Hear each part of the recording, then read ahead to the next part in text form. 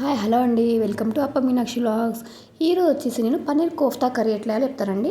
నేను పాలు తీసుకున్నా విరిగిపోయినాయి. సో ఏం చేయాలని చెప్పేసి ఈ విధంగా ఈ కర్రీని చేద్దామని చూస్తానండి. ఫస్ట్ టైం చేస్తున్నాను, చూద్దాం ఎట్లా అవుతుందో అని చెప్పేసి.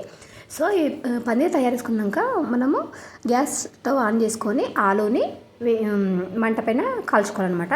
ఒక మిక్సీ జార్ తీసుకొని కాజు, పచ్చిమిర్చి, టమాటా కూడా వేసుకొని పేస్ట్ చేసి పక్కన పెట్టేసుకోవాలి. సో ఈ ఆలుగడ్డ అది బాగా మాడిపోయినాక దీన్ని మనం చల్లటి నీళ్ళలో వేసుకొని తొక్క మొత్తం తీసుకొని ఈ ఆలుని మనం ఇట్లా గీసలతోని మంచిగా గీసేసుకోవాలండి. గీసుకొని పక్కన పెట్టేసుకోవాలి.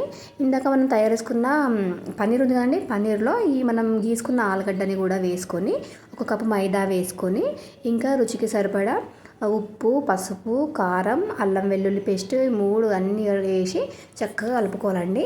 ఇదంతా కూడా మనకి బజ్జీ మిశ్రమం ఎట్లా ఉంటుంది ఆ విధంగా అయ్యేవరకు మనం కలుపుకొని కడాయి పెట్టేసుకొని నూనె పోసుకొని నూనె వేడెక్కాక చిన్న చిన్న బాల్స్ లాగా తయారు చేసుకొని ఫ్రై చేసుకోవాలండి.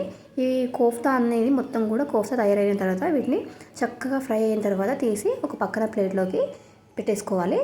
అదే స్టవ్ పైన ఇంకో కడాయి పెట్టేసుకొని 3 చెంచాల ఆయిల్ వేసుకొని బిర్యానీ పత్తా, షాజీరా, లవంగ, దాల్చిన చెక్క, ఇలాచి ఇవన్నీ కూడా వేసి వేయించుకోవాలి. తర్వాత మనం మిక్సీ పట్టుకున్న మిశ్రమం ఉంది కదా అది కూడా వేసి లో ఫ్లేమ్లో తిప్పుతూ కలుపుతూ ఉండాలండి. సో కొంచెం వాటర్ వేయాలి, లేదంటే అడిగంటుతుంది మాడుతుంది అని చెప్పేసి. ఈ విధంగా కలుపుకున్న తర్వాత మనం అల్లం వెల్లుల్లి పేస్ట్ వేసుకోవాలండి. అల్లం వెల్లుల్లి పేస్ట్ వేసిన తర్వాత కొద్దిగా పసుపు ఇందాక కూడా వేసినాం కాబట్టి కొంచెం వేసుకోవాలి. కొంచెం పసుపు కూడా వేసుకోవాలండి.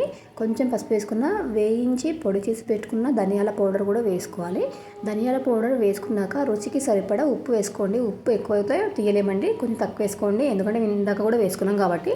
సో ఉప్పు కూడా వేసుకొని రుచికి సరిపడా కొంచెం పచ్చిమిర్చి ఇందాక వేసుకున్నాం కాబట్టి మనం ఎండుమిర్చి కారం కొద్దిగా వేసుకోండి, ఎందుకంటే ఎక్కువైతే స్పైసీ అవుతుంది కాబట్టి. సో ఎండుమిర్చి కూడా వేసుకున్న తర్వాత మనం చక్కగా కలుపుకోవాలి.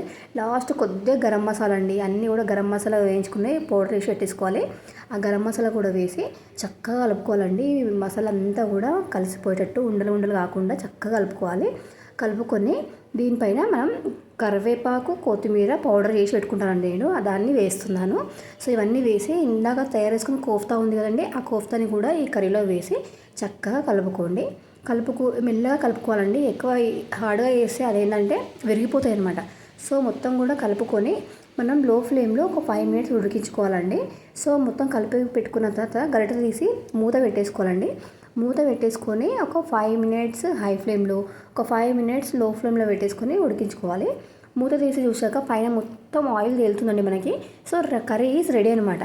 ఈ విధంగా ఆయిల్ పైకి వచ్చిందంటే మనకు కర్రీ రెడీ అయిపోయిందని చెప్పేసి అర్థం అనమాట. సో అంతే అండి, ఎంతో ఈజీగా సూపర్గా ఎమ్మిగా ఎంతో చాలా చాలా టేస్టీగా ఉందండి. చాలా నేను ఫస్ట్ టైం చేసినప్పుడు చాలా బాగుంది. మా వారు మా పిల్లలు అందరూ తిన్నారు, చాలా ఎంజాయ్ చేశారండి. మీరు కూడా తప్పకుండా ట్రై చేయండి, చాలా ఎమ్మీగా ఉంది. ఓకే అండి, మీకు నచ్చితేనే ట్రై చేయండి, లైక్ చేయండి, కామెంట్ చేయండి, సబ్స్క్రైబ్ చేసుకోండి. ఓకే, మీకు నచ్చితేనే, నేనేం బలవంతం చేయట్లేదు, ఎందుకంటే మీకు నచ్చితేనే మీరు చేసుకోండి. ఓకే అండి, thank you for watching. Bye మరిన్ని వీడియోలు